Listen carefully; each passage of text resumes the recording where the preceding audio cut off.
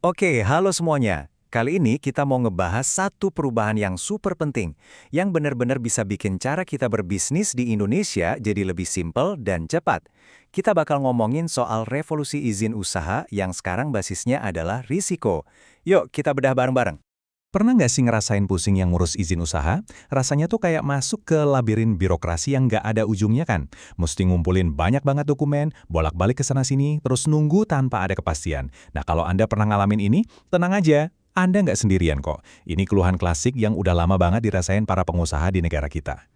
Akar masalahnya itu ada di sini nih. Sistem yang lama itu pakai pendekatan satu aturan buat semua. Maksudnya gimana? Ya bayangin aja syarat buat buka warung kopi kecil di pinggir jalan, itu ribetnya hampir sama kayak syarat buat bangun pabrik gede. Jelas ini nggak efisien banget, dan seringkali malah jadi penghambat buat usaha-usaha kecil yang mau tumbuh. Nah, untuk ngatasin masalah klasik ini, pemerintah akhirnya ngenalin solusi baru, yaitu Peraturan Pemerintah Nomor 28 Tahun 2025, atau kita singkat aja PP 28 2025. Penting buat dicatat, ini bukan sekedar update kecil-kecilan loh, ini adalah sebuah perubahan yang benar-benar mendasar soal cara negara kita ngelihat perizinan usaha. Ini dia nih, wujud peraturannya. Jadi, kita nggak lagi ngomongin soal tumpukan kertas, tapi soal sebuah desain ulang total dari seluruh proses perizinan. Tujuannya juga jelas banget, seperti yang tertulis di dalamnya, untuk menciptakan kemudahan berusaha dan ngasih kepastian hukum. Ini benar-benar soal perubahan mindset. Jadi apa sih inti dari semua perubahan ini? Konsep kuncinya cuma satu, berbasis resiko.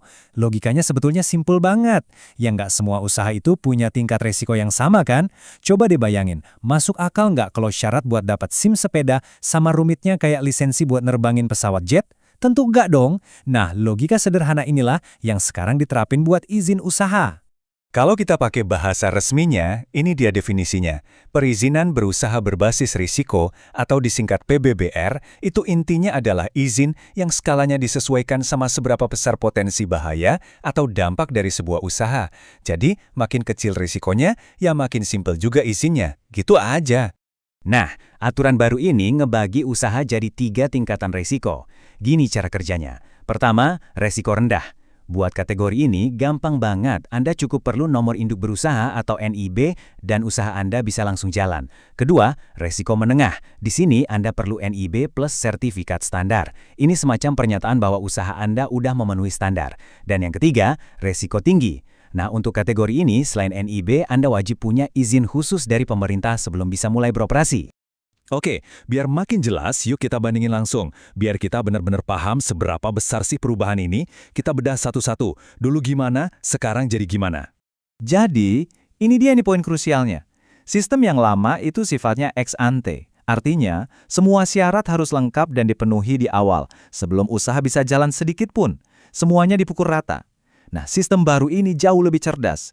Izinnya disesuaikan sama risikonya. Dan yang paling penting, buat usaha risiko rendah, pendekatannya sekarang ex post. Maksudnya, Anda bisa mulai usaha dulu, jalanin dulu, nanti pengawasannya nyusul belakangan. Wah, ini sih sebuah terobosan besar.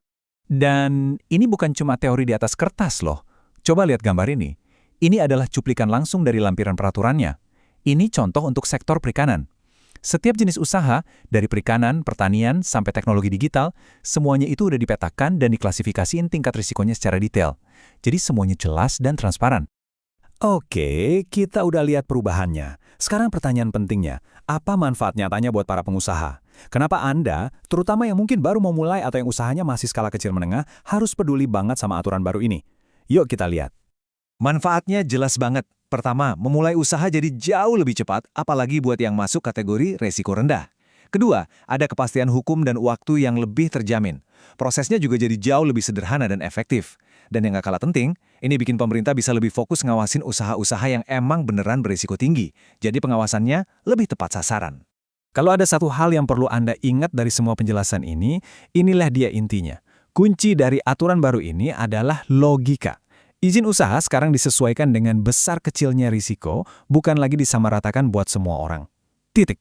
Jadi, setelah kita ngobrolin semua ini, ada satu pertanyaan buat Anda.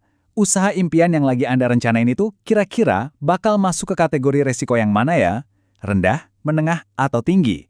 Paham soal ini adalah langkah pertama yang penting banget buat mengubah mimpi Anda jadi kenyataan. Dengan cara yang jauh lebih cepat dan mudah. Terima kasih sudah menyimak.